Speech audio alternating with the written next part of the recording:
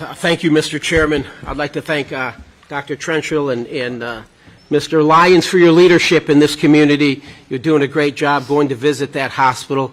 My oldest daughter just graduated from Texas Tech. She's now a NICU nurse in Houston, Texas. You guys are doing a great job over there. Of course, Sheriff Wilmot, it's good to see you. I see Sheriff Lamb there and all the other sheriffs. Thank you all for your service. Some of you know that I served in law enforcement for 30 years. I was a sheriff in Fort Bend County, Texas for 8 years before I decided to run for the swamp. I will never forget where I came from. I am with you. I support the thin blue line. So, Sheriff Wilmot, in our first hearing, we had a hearing a couple weeks ago, some of my colleagues mentioned on the Biden border crisis. We had a Democrat witness there. He was the El Paso county judge, and he testified, and I quote, "There is no invasion of migrants in our community, nor are there hordes of undocumented immigrants committing crimes against citizens or causing havoc in our community," end quote. I was able to quickly discredit his testimony by producing numerous articles of crime in his community as a result of this invasion. And then I also did a quick search, Sheriff, of crime here in Yuma. I point out one here, a former gang member arrested by border agents in Yuma.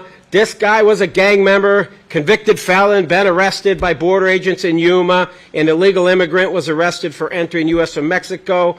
He's 25 years old, was convicted of assault with a deadly weapon in Santa Barbara, California. Served 3 years now, served 3 years in prison, which was enhanced for being a criminal street gang. After completing his sentence, he was removed from the U.S., and he will be prosecuted for re-entry. So this guy's coming back. No problem, he can just come back.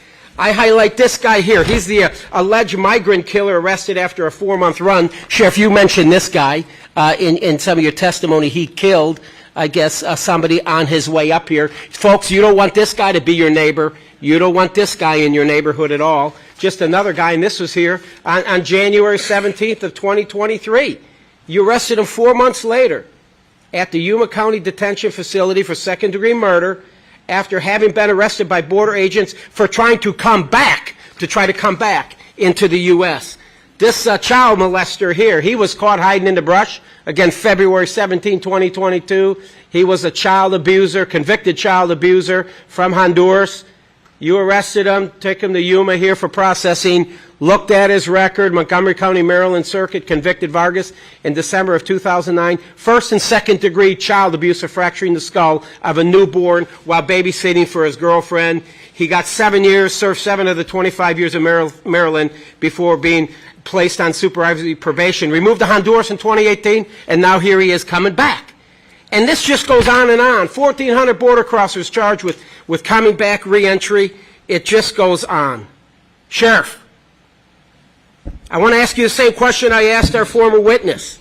Are the aliens crossing illegally, committing crimes across this country? Absolutely. Joe Biden, are you listening? Mayorkas, are you listening to the sheriffs? No, they are not. Sheriff, you have, in some of your written testimony, in some of your written testimony, Sheriff, you talk a little bit about the rise in crime due to Biden's border crisis. How has it impacted your agency with response times and resources? I mean, my guys were chasing criminals all over my county and the whole southwest Houston area. How has it affected your ability to keep these people in your community safe?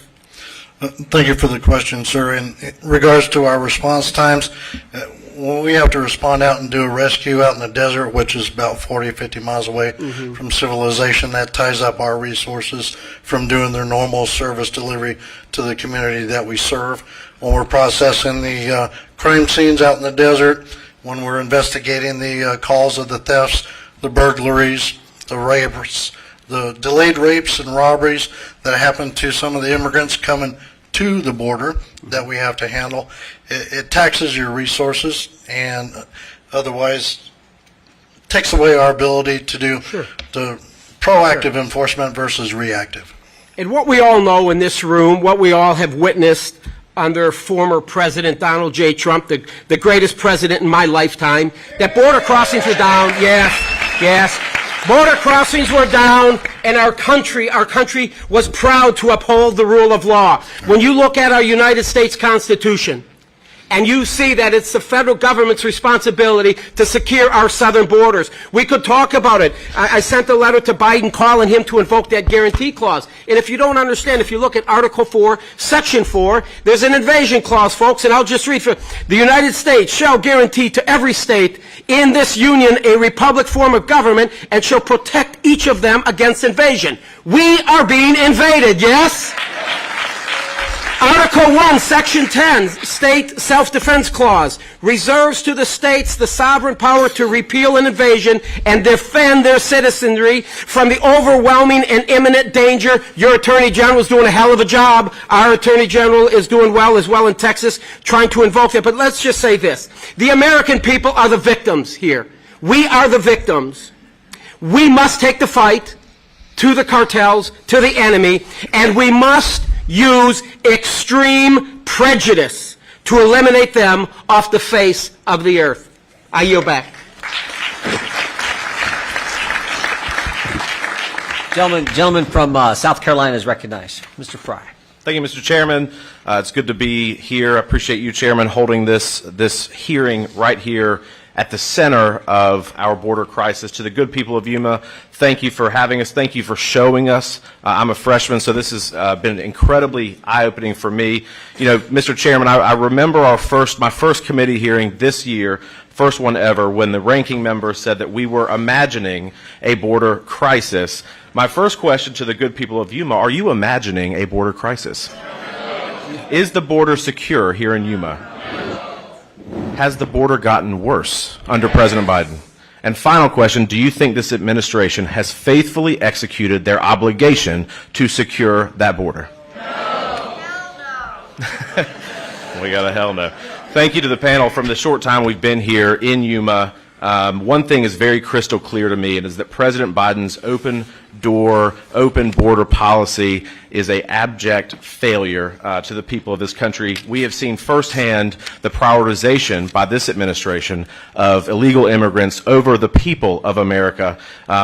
Illegal immigration, obviously, you know this here in Yuma more than anyone else. It deprives your community of safety in your homes and in your community, of health care, it costs the taxpayers billions of dollars. It destroys property farmers where you at, and it destroys families through fentanyl poisoning. Congressional Democrats should be here, Mr. Chairman. It's actually a shame that we were imagining a border crisis, but everything that we've seen thus far proves exactly that we are not, that you see it. And of course, in my home state of South Carolina, as has been talked about, we are a border state.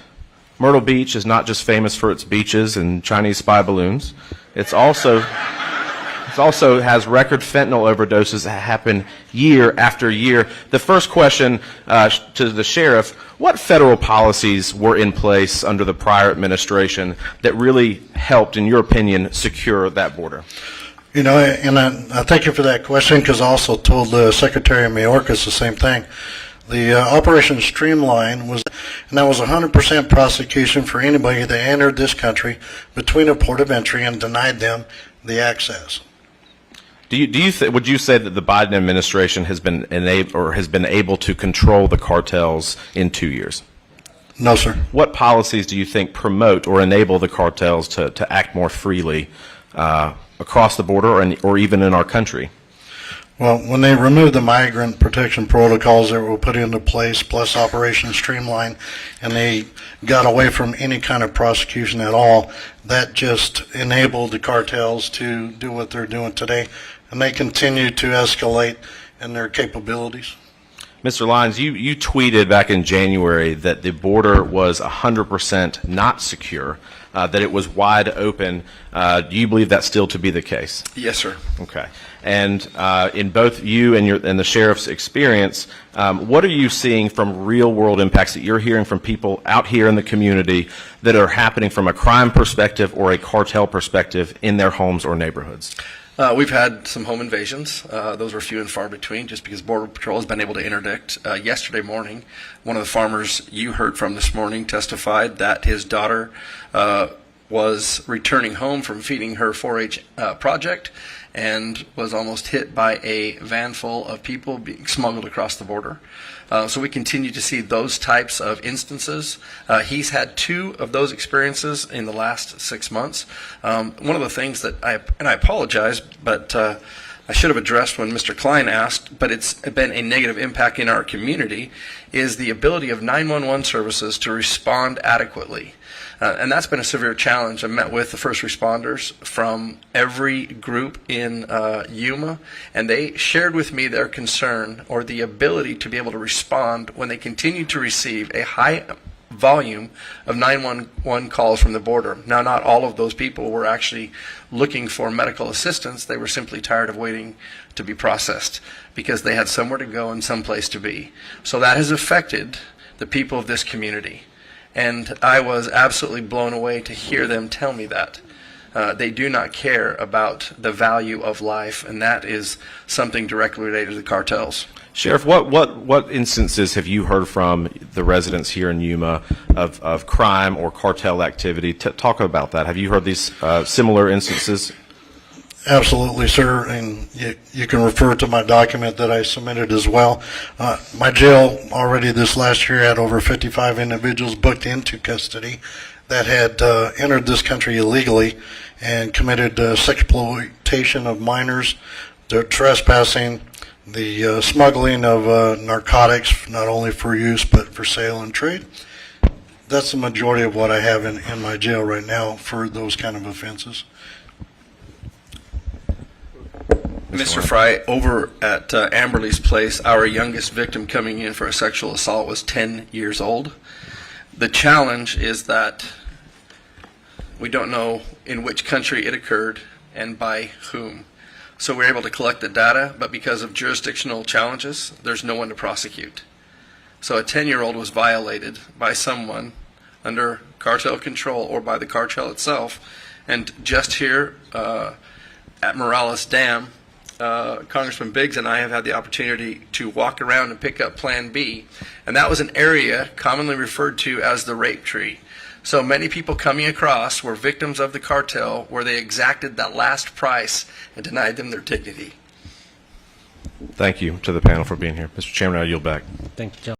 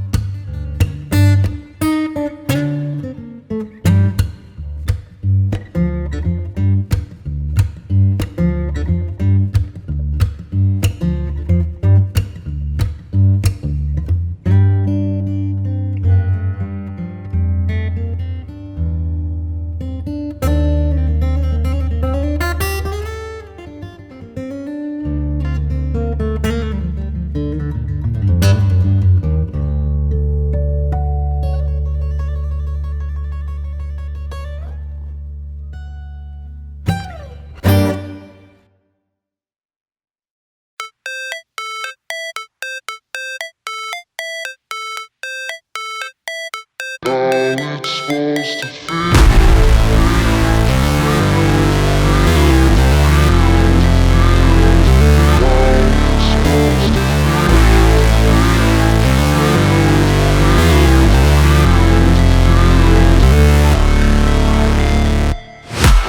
break, always fight, never quit, do it right, play the game, win it life, have no shame, there's no time, feel the pain, live the grind, I could change, in my mind, pick a lane, commit and climb, the only way to win it life. I never miss, that's fact, taking big swings, bitch, hand me the bat, put me in the ring, you'll go out in a bag, cause I sing what I mean and I bring it to the mad light. Ain't got time to kill, I got time to feel, I took the red pill, I know life's short so I wanna live real, but how's it supposed to feel?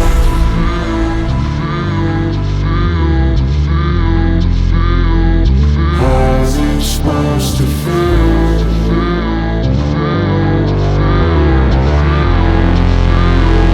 How's it supposed to feel?